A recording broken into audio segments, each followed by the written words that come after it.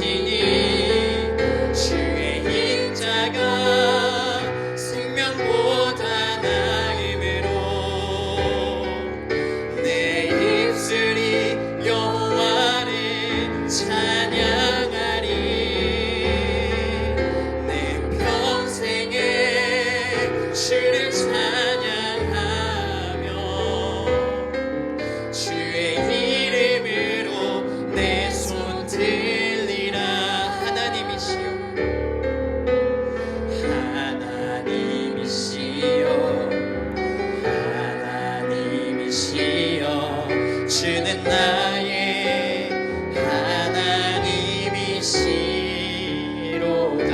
아멘. 나의 몸과 마음 주를 갈망하며 이제 내가 주께 고백하는 말. 여호와는 나의 힘이요 나의 힘이요 여호와 나의 구원이시니 나의 구원. 내가 누구를 두려워하리요 내가 누구를 두려워하리요. 여호와는 생명의 피난처시니 주의 인자가 생명보다 나음으로 내 입술이 여호와를 찬양하리. 내 평생에 주를 찬양하며 주의 이름으로 내 손 들리라. 주의 인자가 생명보다 나음으로 내 입술이 여호와를 찬양하리. 내 평생에 주를 찬양하며 주의 이름으로 내 손 들리라. 아멘. 하나님 말씀 봅니다. 데살로니가전서 5장 9절에서 11절까지 보겠습니다. 한 절씩 교독합니다. 하나님이 우리를 세우심은 노하심에 이르게 하심이 아니요 오직 우리 주 예수 그리스도로 말미암아 구원을 받게 하심이라.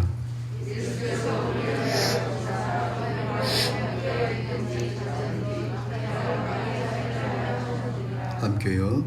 그러므로 피차 권면하고 서로 덕을 세우기를 너희가 하는 것 같이. 아멘. 아멘. 사람이 자기의 길을 계획한다 할지라도 그 길을 인도하신 분은 하나님이십니다. 하나님이 보이지 않는 손이 우리 일생 다할 때까지 결코 떠나지 않을 겁니다. 왜 그럴까요? 하나님께서 이 세상을 창조하기 전부터 여러분과 저를 사랑하기로 작정하셨기 때문에 그렇습니다. 그 사랑은 새벽빛같이 일정하고요 한결같고 변함이 없습니다. 그 증거가 오늘 우리가 이 복된 자리에 앉아 있는 것입니다. 아는 목사님이 며칠 전에 어떤 영상을 하나 보내주셨습니다. 내용은 바다 표범이 평균을 공격했습니다. 평균이 피를 흘리면서 가까스로 목숨을 구합니다. 그리고 계속 쓰러지면서 일어나고 계속해서 어딘가를 가고 있습니다. 계속해서 피가 흥건히 흘리면서 계속 멈추지 않습니다. 한참을 갔는데 평균의 군락지가 있습니다. 수많은 평균들이 지치지치 하면서 시끄럽게 소리를 내고 있었습니다. 그때 그 피를 흘린 그 평균이 찍찍 그러니까 저 구석에 고개 숙이고 있던 어린 평균이 고개를 들면서 활짝 웃으면서 엄마에게 달려옵니다. 그럴 때 엄마 평균이 뱃속에서 물고기를 꺼내서 씹어서 그 어린 새끼 평균의 입에 넣어줍니다. 그 수없이 많은 평균의 소리에서 그 어린 새끼 평균은 엄마의 목소리를 정확히 들었습니다. 어쩌면 그 목소리를 기다렸던 겁니다. 요한복음 10장에 예수님께 이렇게 말씀하십니다. 내 양은 내 음성을 듣는다. 하나님께서 오늘 이 시간 우리 각자를 향한 하나님 당신의 귀한 계획들이 있습니다. 그 계획을 하나님께서 말씀하실 텐데 여러분 심령의 귀로 그 음성을 듣기를 축원합니다. 9절 말씀 봅니다. 하나님이 우리를 세우심은 하나님 우리를 부르심은 진노하심 아래 두려고 그러신 게 아니라는 거죠. 예수 그리스도로 말미암아 우리를 구원시키려고 우리를 부르셨다 그겁니다. 이 세상에서 가장 큰 죄가 뭡니까? 예수님을 안 믿는 죄예요. 그 죄의 결과가 지옥의 유황불입니다. 여러분, 예수님이 나의 구주로 믿어지는 거 기가 막힌 하나님의 은혜입니다. 에베소 2장 8절 말씀 보니까 하나님의 선물, 엄청난 선물이죠. 왜냐하면 10절 말씀 봅니다. 하나님께서 예수 그리스도로 말미암아 여러분과 저를 구원시키려고 누굴 죽입니까? 아들 예수를 십자가에 죽이셨습니다. 요한복음 1장 18절 말씀 보면은 하나님 아버지 품에 독생하신 자가 예수님이십니다. 그 예수님에게 우리의 모든 죄를 전가시키셨습니다. 그리고 십자가에 죽이셨는데요. 여러분, 예수님은 영원부터 영원까지 하나님과 함께 하셨습니다. 한 번은 제자 빌립이 예수님께 주님, 우리에게 아버지 좀 보여주십시오. 그때 예수님께 하신 말씀이 빌립아, 네가 나를 보고도 어찌 아버지를 보여달라고 하니 아버지와 나는 하나다라고 말씀하십니다. 예수님은 하나님 아버지와 한 번도 떨어져 본 적이 없습니다. 그런데 우리의 모든 죄를 짊어지실 때는 거룩하신 하나님과 분리될 수밖에 없었습니다. 어쩌면 예수님은 십자가에서 육체적인 고통보다 아버지와 분리된 고통이 더 컸을 겁니다. 그래서 그가 절규합니다. 엘리 엘리 라마 사박다니. 하나님 아버지는 우리가 이 땅에 사는 동안요, 10절 말씀이죠. 깨어있든지 잠을 자든지 그 예수와 항상 함께 있기를 원한다 그거예요. 왜 그랬을까요? 첫 번째는 예수님은 우리가 피할 든든한 바위가 되기 때문에 그렇습니다. 우리는 쉽게 부서집니다. 무너집니다. 정말 연약한 존재입니다. 예수님께서 여자가 낳은 자 중에 침례 요한 같은 자가 없다라고 칭찬하세요. 그런데 세상에 그 침례 요한을 향해서 예수님께서 그는 흔들리는 갈대다라고 말합니다. 그런 사건이 있었습니다. 헤롯 왕이 그의 배다른 동생 빌립의 아내 헤로디아를 취합니다. 그것을 보고 어느 누구도 감히 그에게 헤롯에게 그의 잘못을 지적한 사람이 없었는데 침례 요한은 책망합니다. 그건 잘못됐다고. 그러자 헤롯 왕이 그를 감옥에 집어넣었지만은 두려워서 죽이지는 못합니다. 침례 요한이 감옥에서 오랫동안 있다 보니까 점점 마음이 무너지기 시작합니다. 그래서 제자들을 보냅니다. 예수님께. 그리고 나서 묻게 합니다. 오실 메시아가 당신인지 한번 물어봐라 그거예요. 그때 예수님께 하신 말씀이에요. 침례 요한 그는 흔들리는 갈대다 그래요. 침례 요한이 그 정도인데 우리가 오죽하겠냐 그거예요. 오죽하겠습니까? 객관적으로 보면은 우리와 마귀는 상대가 안 됩니다. 그래서 그렇다고 마귀를 과대평가까지 할 필요는 없겠지만 그렇다고 과소평가해서도 안 됩니다. 온유함이 지면 위에 모든 사람보다 승한 사람이 누구였습니까? 모세잖아요. 여러분, 모세까지도 혈기 부리게 만들어서 가나안 땅에 못 들게 한 녀석이 바로 마귀입니다. 그런 사건이 있었습니다. 무리바에서 이제 가나안 땅 입성을 바로 얼마 놔두고 무리바에서 또다시 이스라엘 민족이 무리 없다고 하나님께 원망을 합니다. 그때 하나님께서 모세를 부르시면서 모세야, 반석이 보이니? 예, 보입니다. 반석 앞에 가서 명하라. 물을 내라. 그럼 내가 물을 내줄게. 그런데 모세가 갑자기 38년 전 사건이 생각나는 거예요.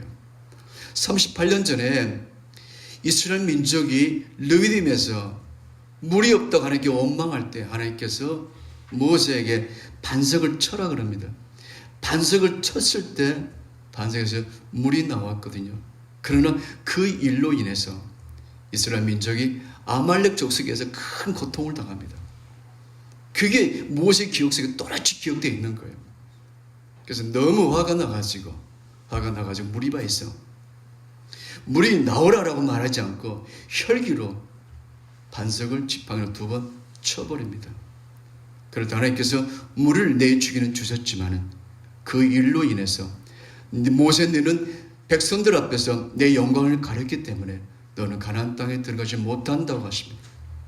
그가 모세가 느보산에서 요단강 건너에 있는 가나안 땅을 보면서 하나님께 간구합니다. 하나님, 저 땅 가고 싶어요. 그때 하나님께서 모세에게 이렇게 말씀하세요. 모세야, 이 일로 다시는 내게 기도하지 말라 그러십니다. 야고보 1장 20절 말씀 보니까 사람이 혈기 부리는 것은 하나님의 영광을 가린다라고 말씀하셨습니다. 모세마저도 무너뜨린 녀석이 바로 마귀입니다. 또 여러분, 사도 바울은 어떻습니까? 기독교 역사상 그런 인물 앞으로도 안 나올 겁니다. 그 사도 바울조차도요, 로마서 7장에서 자신의 연약함을 장탄식을 합니다. 내가 하나님께서 기뻐하는 삶을 살고 싶은데 내 속에 또 다른 죄악의 법이, 사망의 법이 나를 잡아당기는 것을 내가 본다. 어라, 나는 어찌할꼬, 나는 공고한 자로다 라면서 장탄식을 합니다. 그 역시 연약한 인생임을 성경은 드러내 보이고 있습니다. 제가 하나님께 가끔 이렇게 기도하곤 합니다. 하나님, 오늘도 마귀하고 싸우는데요, 마귀는 저를 보고 싸우고요, 저는 마귀를 안 보고 싸웁니다. 이 게임은 공평하지 않은 것 같습니다. 저도 마귀 보고 싸우게 해주십시오 라고 기도하거든요. 그때 갑자기 사무엘상 17장 47절 말씀이 생각나요. 싸움은 여호와께 속한 것이다. 아, 그렇지. 내가 싸우는 것이 아니라 주님이 싸우게 해야 되겠다, 그거죠. 주님이. 그래서 우리가 할 일이 바로 무엇이냐면, 든든한 바위가 되신 예수님께 믿음으로 피하면 예수님께서 싸워주십니다. 그것을 알았던 다윗이 이렇게 고백합니다. 하나님이 나의 반석이고 나의 산성이고 나의 요새고 내가 피할 든든한 바위이십니다. 그러면 하나님께 피한다는 것이 무엇일까요? 하나님께 착 달라붙어 있는 것을 말합니다. 기도의 300 용사를 생각해 봅니다. 적군은 미디안 20만 명입니다. 약. 그리고 기드온이 준 무기는 무기가 아니에요. 항아리, 횃불, 나팔입니다. 도저히 싸움 자체가 안 되는데 하나님께서 싸우라는 거죠. 또 엘라골짜기에서 다윗을 보겠습니다. 어린 소년 다윗에 비해서 그가 상대할 사람은 약 3m짜리 골리앗입니다. 갑옷을 입었으니 마치 바위덩어리 같이 보였을 겁니다. 거기서 그들이 할 수 있는 것은 바로 뭡니까? 하나님을 전폭적으로 의지하는 것밖에 없었습니다. 하나님께 착 달라붙어 있을 수밖에 없었다는 거예요. 그럴 때 하나님께서 미디안 족속을, 골리앗을 직접 처리해 주셨습니다. 할렐루야. 여기 종이가 있는데 이 종이는 쉽게 찢어집니다. 그렇죠? 근데 이 종이를 벽에 풀러 붙이면요, 뜯어낼 수는 있겠지만 찢을 사람은 아무도 없습니다. 우리 비록 연약하고 부족하지만 예수님께 붙어 있으면, 예수님께 피해 있으면 마귀는 절대 우리를 찢을 수가 없습니다. 할렐루야. 그래서 하나님은 우리가 깨어있든지 잠을 자든지 항상 예수님과 함께 있길 원하십니다. 첫 번째는 왜라고요? 예수님이 우리가 피할 든든한 바위가 되시기 때문에. 두 번째는요, 예수님이 우리의 길을 인도하시기 때문입니다.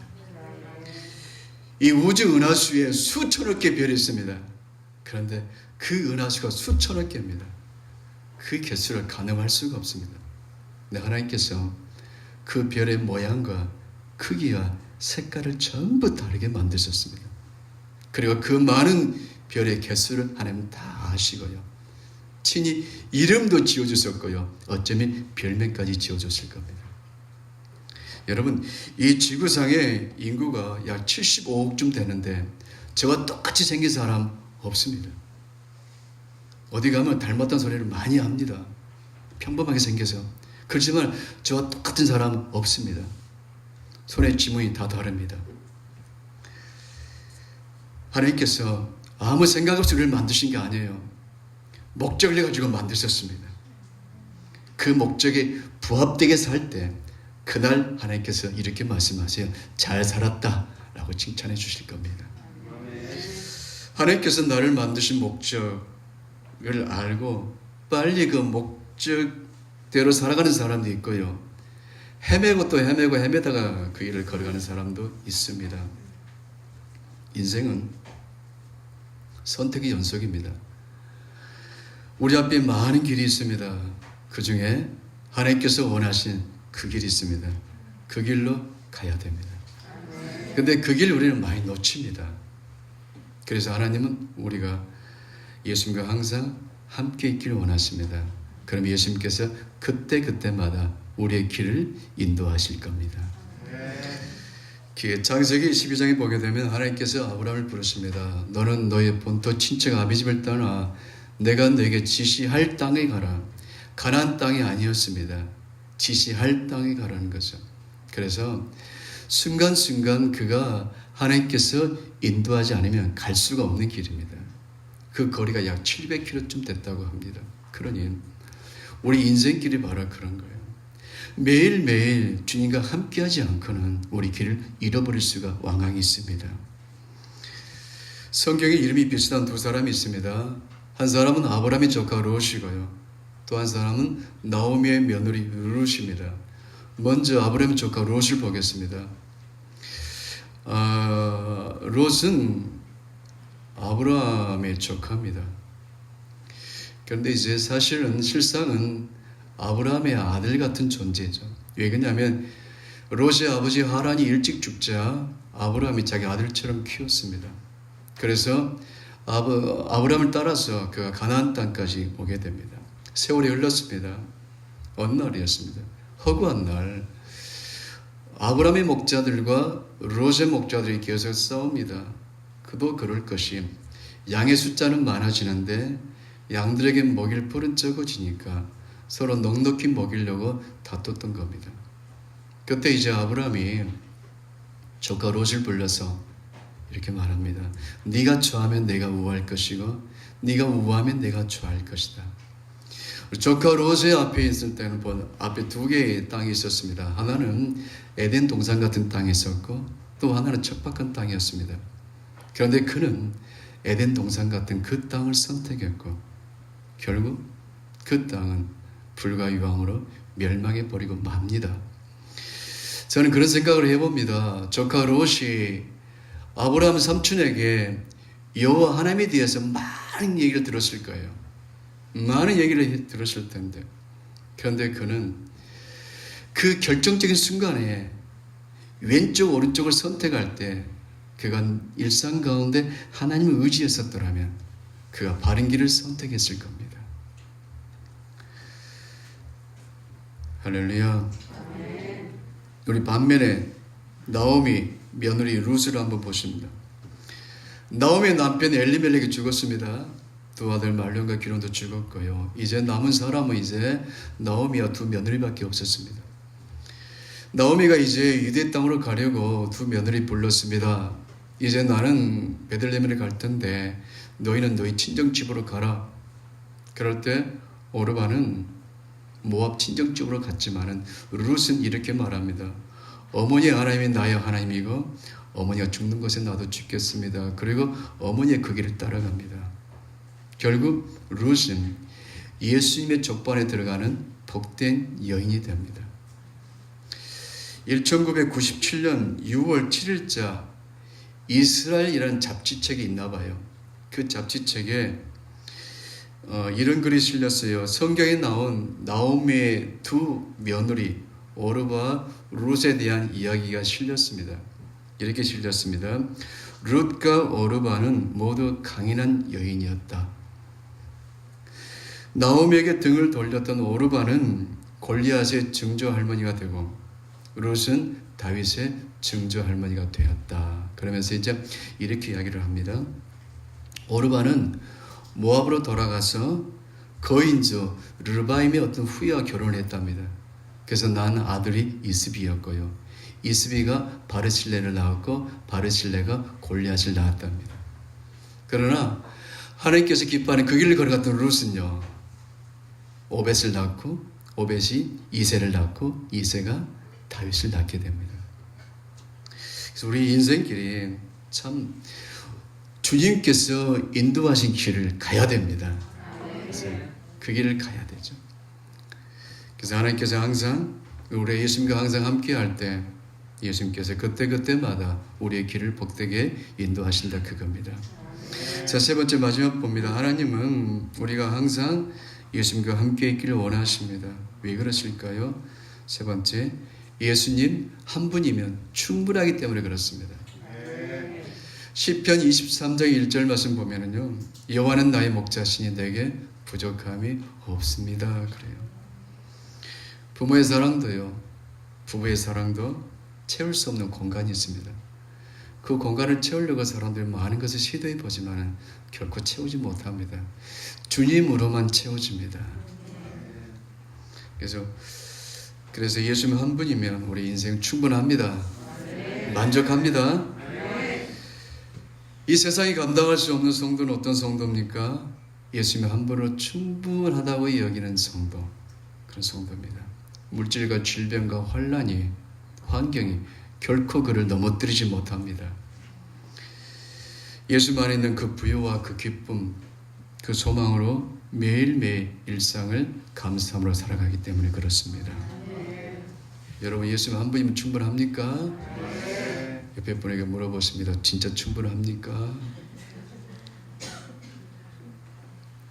우리가 깨어있든지 잠을 자든지 항상 예수님과 함께 있을 때 예수님 한 분이면 충분함을 느끼게 됩니다. 주님이면 완전하다, 부족함이 없다, 그렇죠. 그런 성도는 두 가지 면에서 탁월함이 있어요. 예수님이 정말 예수님 한 분으로 충분한 성도는요, 첫 번째 뭐냐면요, 잘 버립니다. 버려요. 왜냐하면 예수님 때문에 충분하기 때문에, 완전하기 때문에 그냥 과감히 버립니다. 아까워하지 않습니다.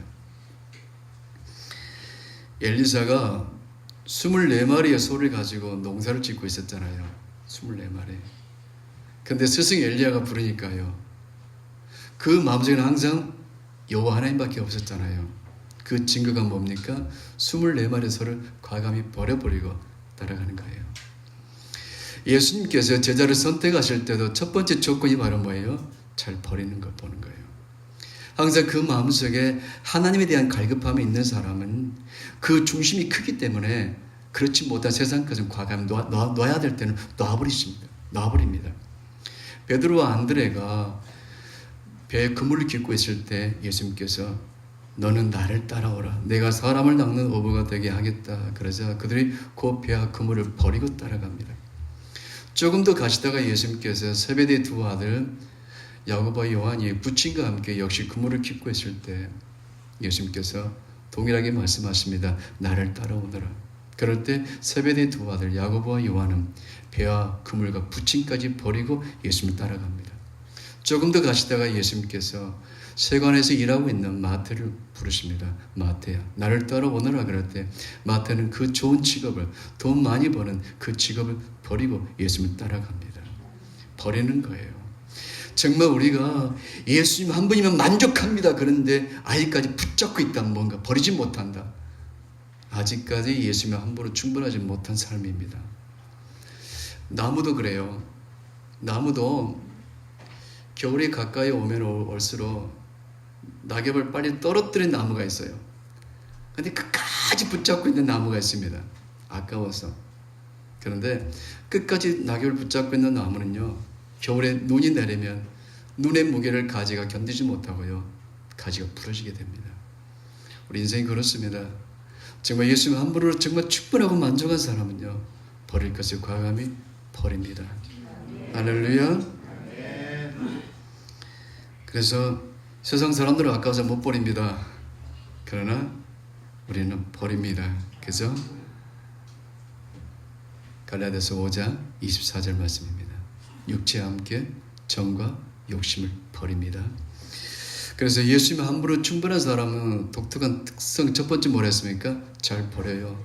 두 번째는 뭐냐면 당당하게 열심히 삽니다. 당당히 열심히 삽니다. 예수님 그 한 분이 너무 귀한데, 그분이 하나님이신데, 그분이 내 중심의 기둥인데, 그분이 있으면 되기 때문에 당당하게 내게 주어진 일이 어떤 일이든 간에요, 열심히 삽니다. 참 그런 사람이 너무 부러워요. 열심히 사는 어떤 일이든지. 제가 식당에 이제 밥을 먹으러 가는데 좀 오래된 일입니다. 지금도 또렷이 기억합니다. 제가 어떤 음식 좋아합니까? 다 알아요. 짜장면 좋아. 짜장면을 제가 먹으러 딱 들어갔는데 시간이 약간 점심시간이 초과됐습니다. 짜장면을 먹는데 배달이 계속 밀리는 거예요. 배달이 계속 밀리는데 배달 사원이 들어와요. 들어오니까 주인이 너무 미안한 거예요. 그죠? 너무 미안한 거예요. 그래서 라면을 끓여가지고 얼른 이거 먹고 가라는 거예요. 저는 좀 궁금한 거예요. 배달은 저렇게 밀렸는데 계속 밀린 거 제가 알거든요. 왜냐하면 계속 전화를 받았거든요. 예, 짜장면 몇 그릇, 탕수육 몇 그릇, 뭐 이런 거 받았거든요. 그런데 밀린 것을 아는데 저 뜨거운 라면을 주면은 언제 다 먹고 갈까? 그래서 저는 짜장면을 먹다 말고 그 사원을 제가 유심코 봤어요. 봤더니 그 사원이 그 라면 그릇을 갖고 부어요. 뜨거운 물을 붓고요. 부숴버리고 찬물을 넣고요. 그걸 먹고 신나게 노래 부르면서 통을 들고 배달 나갑니다. 제가 그때 그래서 저 사람 중심에 든든한 기둥이 있다. 기둥이 있다. 그래요. 내 속에 중심에 있으면요. 우리 성도들 그래요. 내 속에 정말 예수가 내 삶의 중심이고 기둥이고 충분하다면요. 내가 어떤 일이 주어져도요. 당당하고요. 감사하게 기쁨으로 삽니다. 그리고 그 모습 보고 아버지께서 붙일 사람 붙이고요. 길 열어주시고요. 하나님께서 채워주십니다. 할렐루야. 경기가 어렵다고 합니다. 아니에요. 위기가 기회입니다. 위기가 기회예요. 하나님으로 충분함 느낀 사람은요. 내가 어떤 일이 주어져도요. 그 중심의 기둥이 든든하기 때문에요. 매사에 당당하게 열심히 노래 부르면서 일합니다. 하나님께서 들으시거든요. 사람이 보게 하시고요. 만나게 하시고 아주 기적의 길을 열어버리십니다. 그래서 세계 역사를 보게 되면요. 재벌들 있잖아요. 재벌들이 언제 재벌되는지 아십니까? 전쟁 후입니다. 큰 불황이 있을 때예요. 그때 그들은 보는 눈이 달라요. 그 중심에 든든한 기둥이 있단 말이에요. 우리는 기둥이 누굽니까? 예수님. 예수님 한 분이면 제가 예수님 한 분이면 여러분들 충분합니다 하십니다. 예수님 한 분이면 충분합니다. 한 번 더요. 예수님 한 분이면 충분합니다. 아멘. 자, 9절 말씀 봅니다. 정리하면 그렇습니다. 하나님이 우리를 부르시면 진노하심이 들고 부르는 게 아니고요. 뭐죠? 예수 그리스도로 말미암아 구원을 주시려고 부르셨습니다. 우리에게 구원을 주시려고 10절 말씀 보니까 세상에 하나님 아버지 품에 독생하신 예수를 십자가에 죽이셨습니다. 11절 말씀 그러므로 성도는 서로 권면하고 여기서 권면 단어보다는 격려란 단어가 더 좋아요. 서로 격려하고 서로 덕을 세워야 합니다. 여러분 교회 공동체 반드시 있어야 될 게 바로 뭡니까? 덕입니다. 덕이 있어야 됩니다. 그러기 위해서 10절 말씀 봅니다. 우리 한 사람 한 사람이 깨어있든지 잠을 자든지 항상 예수님과 함께 있어야 됩니다. 그렇게 우리 공동체에 덕이 세워지면 우리 공동체를 통해서 하나님의 영광이 나타납니다. 여러분 성도는요 언덕 위에 세워진 도시입니다. 사람들 여러분 다 보고 있습니다. 안 보는 것 같지요? 다 유심히 지켜보고 있습니다. 사도행전 11장에 보게 되면요 안디옥 교회는 다른 교회와 달랐습니다. 다르게 보였거든요. 그랬기 때문에 그 주변의 사람들이 안디옥 교회 성도를 향해서 저들은 진짜 그리스도인이다 라고 말합니다. 사도행전 11장 26절 말씀입니다. 그 교회처럼 우리 교회도 그런 모습으로 세워져서 이 어둠의 세상에 하나님의 영광의 빛을 비추는 그런 복된 교회가 되기를 축원합니다. 기도합니다. 살아계신 하나님 우리 아버지, 우리가 피할 든든한 바위가 되시고 우리의 길을 인도하시고 우리의 목자가 되시는 예수 그리스도로 말미암아 날마다 넉넉히 승리하는 우리 성도의 일상이 되게 하옵소서. 존귀하신 예수 그리스도 이름으로 축복하며 기도 올려옵나이다. 아멘. 지금은 우리 주 예수 그리스도의 은혜와 우리 하나님 아버지 크신 사랑하심과 성령님의 교통하심이 오늘 예배드리는 사랑하는 성도들 심령과 저들의 가정과 일터와 사업장과 학교와 우리 주님의 몸된 교회와 이 나라의 민족과 북한의 동포들 머리 위에 이제부터 영원토록 함께 계시길 간절히 축원하옵나이다. 아멘.